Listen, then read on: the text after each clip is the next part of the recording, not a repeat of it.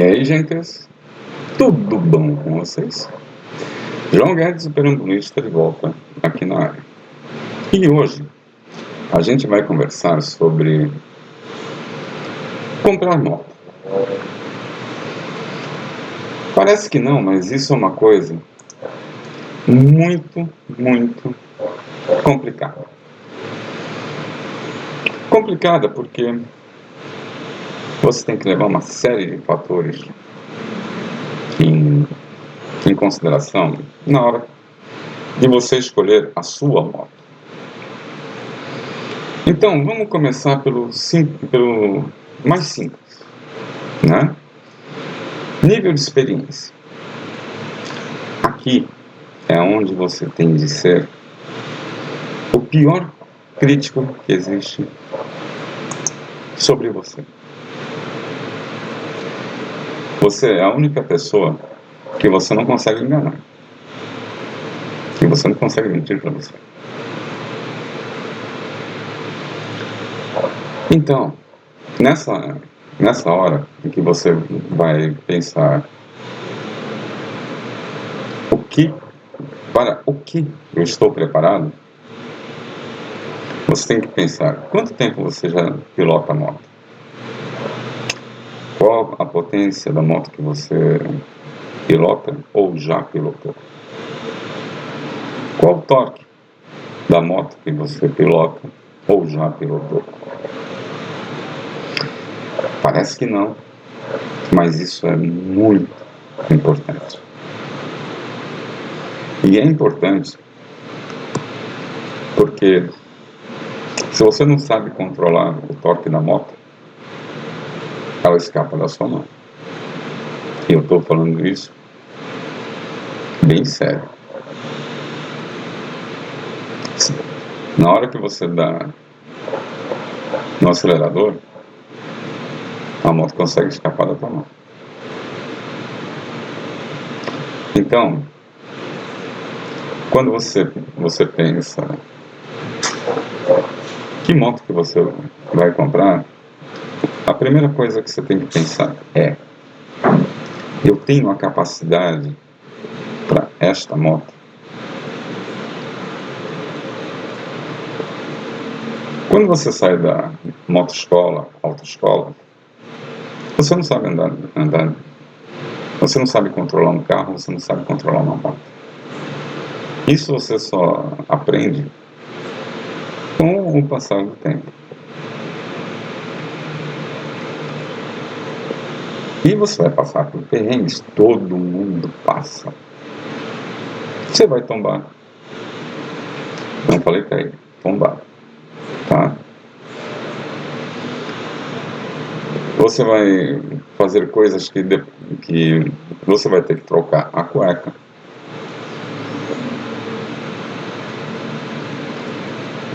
E pensar, cara, dessa vez eu escapei de boa. E você vai pensar, o que eu fiz errado para entrar nessa situação?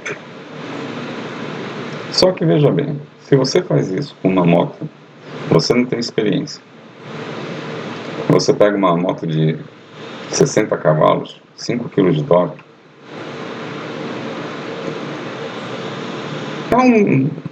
é um bom jeito de ser engavetado. Os dois pezinhos juntos. Então, se você não tem pelo menos 2 anos de experiência com uma moto, antes de fazer um upgrade para uma moto de 30 cavalos, 40 cavalos, só um passinho menor. Depois de um ano que você está com uma moto de até 160 cilindradas, que você já está seguro, que você consegue controlar uma moto legal, aí sim, vai para uma moto de 30 cavalos, 25 cavalos, 40 cavalos dá para você pegar uma legal, por um preço legal, e que você vai curtir ela sem ficar apreensivo nos primeiros dias. Porque o medo, amigo, é o assassino da mente. Quando você tem medo, você não pensa e faz bobagem. Então aprenda a ser cauteloso, cuidadoso, mas não medroso. Essa é a primeira lição que você tem que aprender quando você sai da motoescola.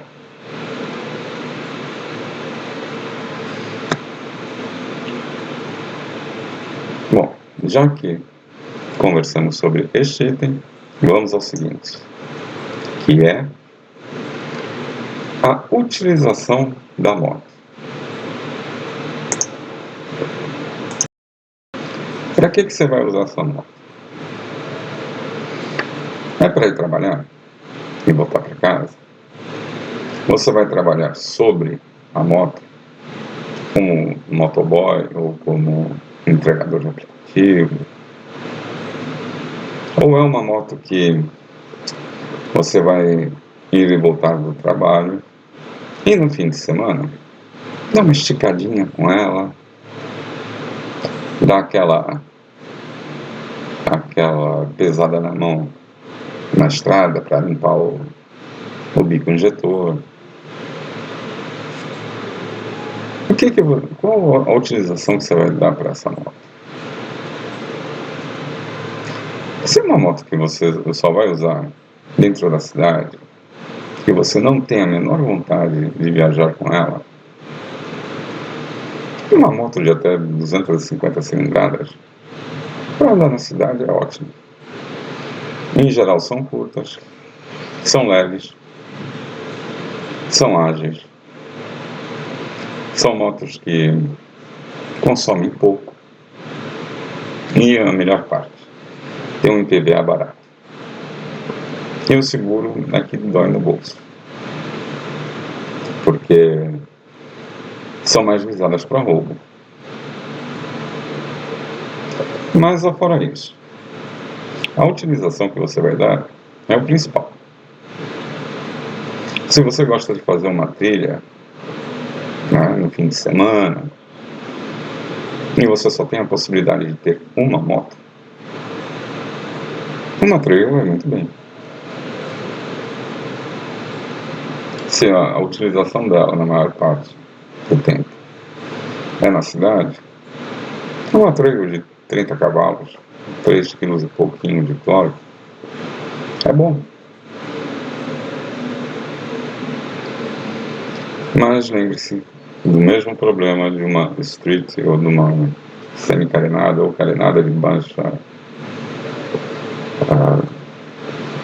cilindrada. Também cai no mesmo problema. O IPVA não é nenhum absurdo, mas o seguro te leva por uma perna. Agora, se você é um estradeiro que gosta de uma estrada no fim de semana e a moto é 90% para isso, pega uma de 40, uma de 50 cavalos ou até maior. Porque na estrada, quanto maior a moto, mais confortável ela é.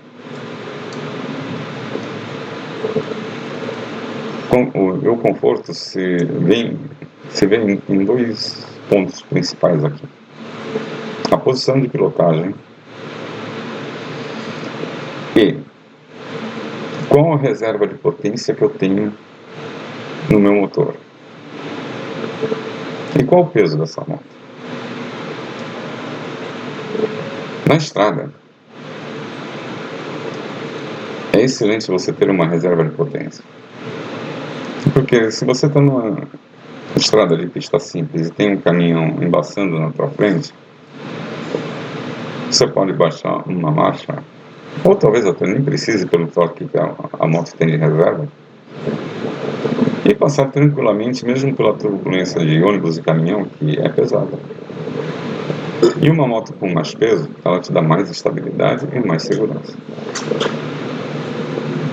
Então para a estrada, eu recomendo realmente, tá?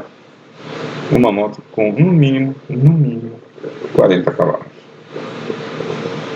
E que você tenha uma experiência de pelo menos 2 anos rodando na cidade. Principalmente se você vai pegar uma estrada que, ou você vai passar por estradas que são de pista simples. Porque aí você tem realmente a noção para calcular a distância mínima que o carro que vem na sua direção tem que estar para você passar com segurança. E também saber que a distância que você fica de um veículo, seja ônibus, caminhão, carro ou até outra moto, na estrada é diferente, é maior. Então, também é um detalhe que você deve prestar muita atenção.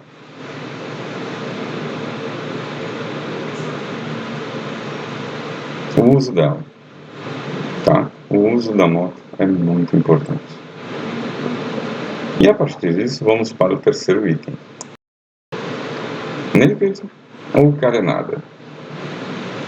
Aí entra uma pergunta interessante. Uma Naked é uma moto que ela é feita para velocidade, diferente das street. Tá? Então, você vai ter um conforto pro piloto, mas pro garupa, esquece. Garupa em moto naked ou carenada é trechos curtos. É você sair de casa para ir num shopping, sair de casa para, sei lá, ir num teatro, num cinema, alguma coisa assim. Com um garupa. Agora, você sozinho, ela dá bastante conforto, tá? Você aguenta aquela posição de dirigir se você estiver em boas condições físicas. Não digo nem excelentes, eu digo boas. Você aguenta tranquilo 300 km, 400 km antes de parar. Mas é uma moto que ela é cansativa. Ela é do tipo que você está o tempo todo se mexendo nessa moto, principalmente em curvas. Então, é uma moto que você tem que estar preparado para tê-la. E uma carenada é a mesma coisa, com a vantagem de que pelo menos você não está pegando o vento no peito ou no capacete. Porque uma vez que você deita sobre o tanque, a carenagem te protege do vento e você arrepia. Mas, voltando aqui novamente, é uma posição cansativa.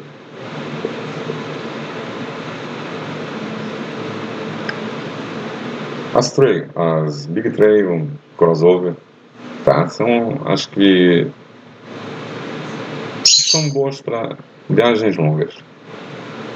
Você ficar numa posição confortável, você tá com os braços esticados, o vento passa por cima do teu capacete, porque normalmente a carenagem é calculada para isso.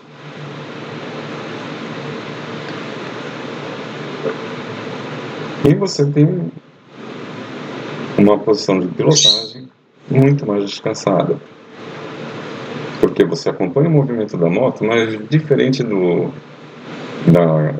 da carenada esportiva, você não está puxando a moto, você está acompanhando o movimento da moto. Então são situações bem diferentes que fazem com que você não se canse. Acho que sobre carenada ou naked é basicamente isso. Sim, e sem falar que as crossover e Big Trail, né, além de ter uma boa capacidade de carga, ainda tem um bom conforto para o garupa. E aí entra também as coisas que são motos estradeiras, de fato, tá? Que você está com uma posição muito mais relaxada, as tuas pernas não podem ficar em 90 graus ou 120 graus para dar aquela relaxada, e você vai no ritmo que você quer. Não tem a carenagem, é uma bolha, né? É alta, então você já não leva o vento no peito e também no capacete. Mas é uma moto que não é de alto desempenho. É uma moto de curtição. É uma moto que você vai curtir o passeio. Ela desempenha bem? Sim. A minha 883, se eu quiser, eu ponho uns 180, 200 na hora. Mas ela não é para isso. Ela é uma moto de curtição, é para você curtir o passeio. Vamos para o próximo item. Espaço sob o assento. Aí é que tá.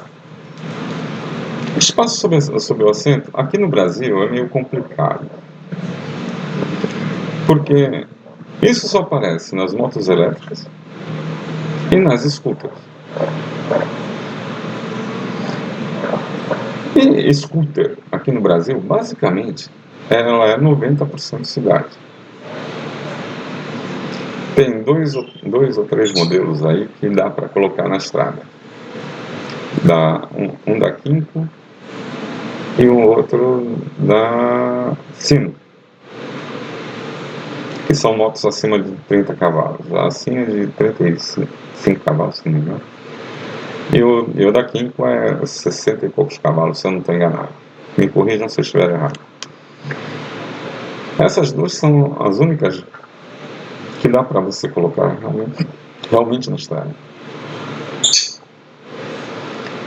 As outras são para viagens curtas, porque são motos de 250 cilindradas com 28 cavalos, ou de 160 cilindradas com 12 cavalos, 13 cavalos.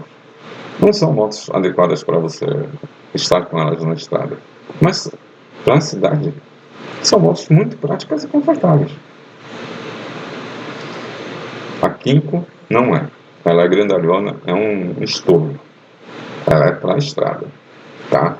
Já a de 300 cilindradas da Siemens dá para usar numa boa na cidade. Dá para você entrar no corredor, na boa, sem dor de cabeça. Mas são motos basicamente para a cidade, aqui no Brasil.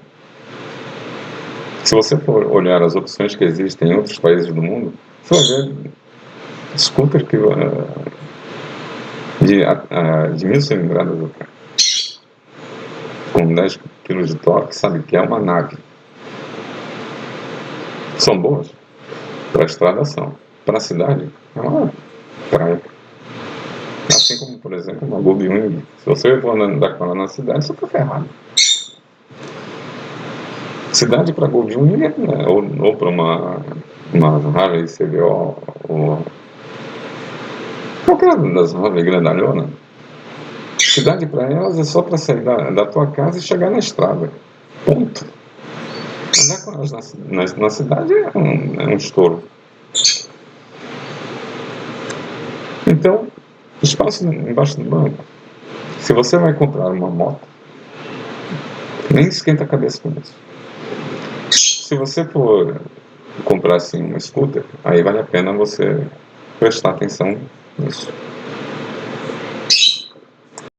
Esse é um item que eu já falei a respeito, mas eu vou voltar aqui novamente, porque é o que pode te dar o prazer de pilotar a moto e o que pode te matar. Potência da moto. Você tem que estar muito ciente de que você tem a capacidade de controlar o torque e a potência dessa moto. Você tem que ter experiência para isso.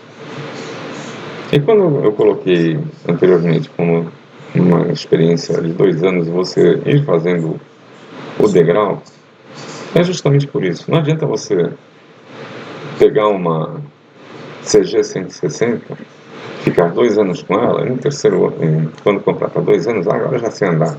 Pega uma Hayabusa ou uma H2. Você vai se matar. Você não tem a experiência para controlar esse torque, essa potência. Então, na hora que você vai comprar, a potência é importante? É. De acordo com o uso que você vai dar para a sua moto. Se é uma estradeira, estradeira não. Se você vai dar o uso de, no mínimo, 60% de estrada, você vai procurar uma moto com mais de 30 cavalos. 40 eu acho ideal, mas 30 eu acho que é o mínimo. E um torque de pelo menos 10% do valor absoluto da potência. O que isso quer dizer? Se uma moto tem 30 cavalos de potência, ela tem que ter 3 kg de torque. Ou perto disso, vai 1 kg para lá, 1 kg para cá, tudo bem, isso aí não vai matar ninguém. Mas é sempre bom você ter uma reserva de torque no seu motor quando você vai para uma estrada. É sempre bom ter uma reserva de torque no seu motor quando você está na cidade. Muitas vezes você, utilizando a reserva de torque, você se safa de situações. Então, na hora de você analisar a potência, lembra que isso está muito ligado à utilização dela e onde você vai usar. Porque se você pode equilibrar tudo muito bem. Se é uma cidade que tem as vias muito esburacadas, ruas estreitas, e você vai precisar de uma moto mais fininha, mais delgada, mais curtinha, tudo isso entra em consideração. Pode ser que seja adequado para você uma trail para andar na cidade. Uma cidade com muitos paralelepípedos, com ruas esburacadas, ou cheia de remendo, uma trail vai sair muito melhor do que uma street ou até mesmo uma scooter. A potência é importante nesses casos. Volto a dizer, depende da utilização da sua moto.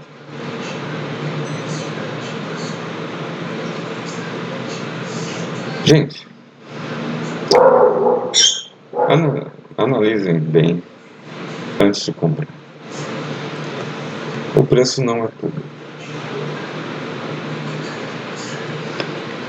Você, além desses itens todos que eu falei, outra coisa que você tem que analisar muito, e muito seriamente: seguro. Seguro. Eu sou de opinião de que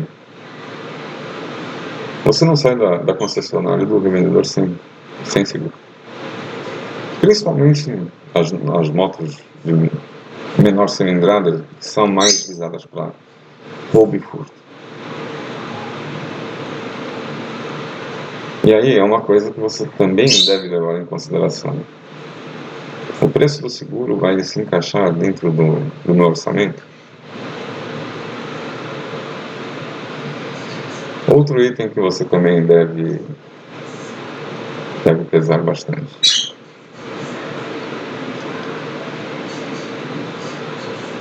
a manutenção, as revisões, se você estiver comprando uma moto usada. Mesmo uma usada, você vai precisar fazer revisões nela. O preço dessas revisões cabem no meu bolso?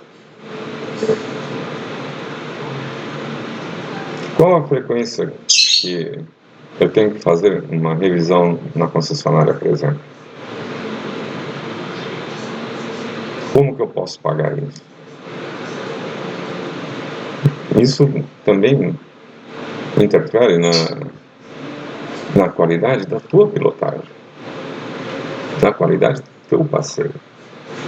Que você pode pegar a moto e sair com ela tranquilo, sem dor de cabeça. Então, se você analisar bem a situação,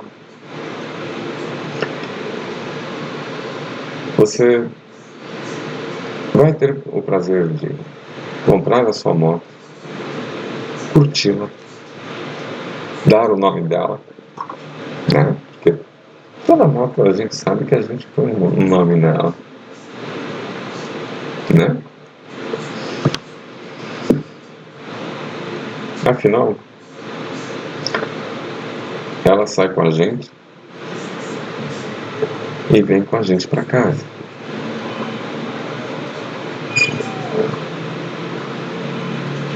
Lembre-se que essas mocinhas também são geniosas. E a gente não fica cutucando muito onça com vara curta. Então, manter a manutenção dela em dia é uma boa. Porque eu já tive moto, já tive carro que, pelo certo, não deveriam ter me trazido para casa, mas trouxeram. Depois, quando chegou em casa, o defeito apareceu que só no guincho, mas me trouxeram para casa. Então, façam a manutenção e entendam que o custo da moto também entra o custo de manutenção dela. Então você tem que encaixar esse custo no teu bolso também. Seguro é imprescindível. E manutenção é imprescindível também.